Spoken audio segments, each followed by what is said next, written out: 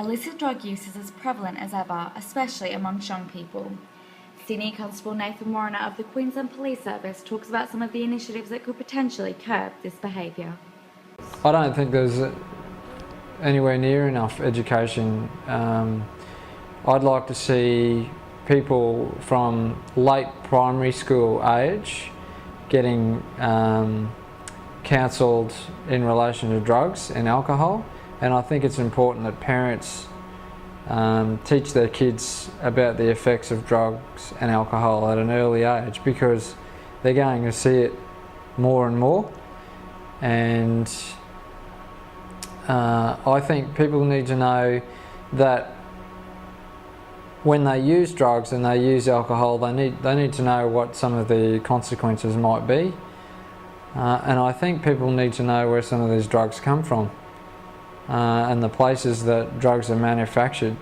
I think if people knew the half of where it came from, they wouldn't be using those drugs in the first place.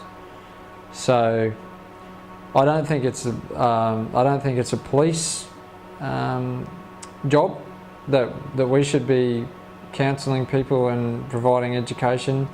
I don't think it's teachers. I think it's probably more something that a professional should deliver to young people in schools, universities, TAFE colleges. And a person that's better educated about something that's bad for them is less likely to go down that path. A decent deterrent for a drug offence would be either imprisonment or putting something back into the community. Actually having a deterrent there that people can see, so that when they think about using drugs, that they weigh up the option of getting, if I get caught, this could happen to me, as opposed to the current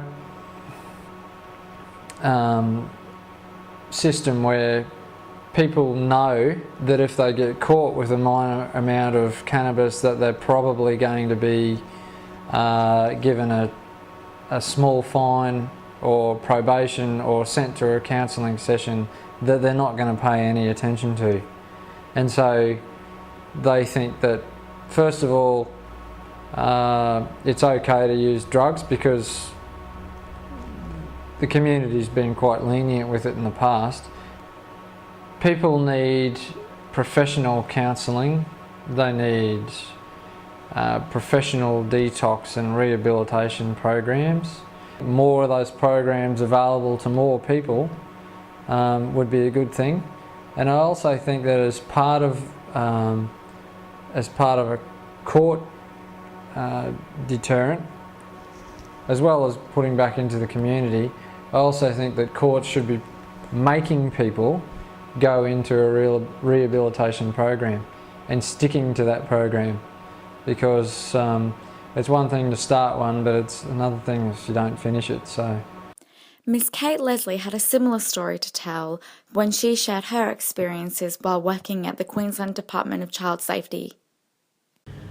When you are looking at your friends the way you would have looked to your parents for advice or support at the age of 9 or 10, you're not only asking a child or young person to deal with their drug and alcohol issue, you're asking them to change their entire existing support network, no matter how destructive that is. So I think that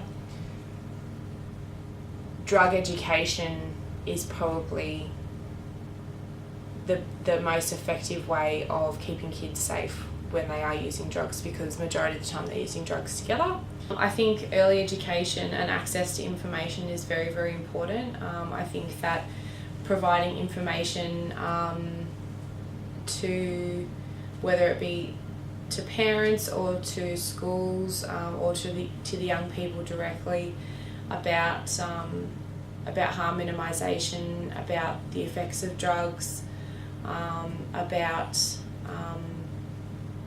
safer ways of using drugs is very, very important, because I think that if kids are going to use drugs, they're not going to tell their parents about it, they're not going to tell the teachers about it, but if they've got the information before getting to that point, then it will hopefully help them make better decisions.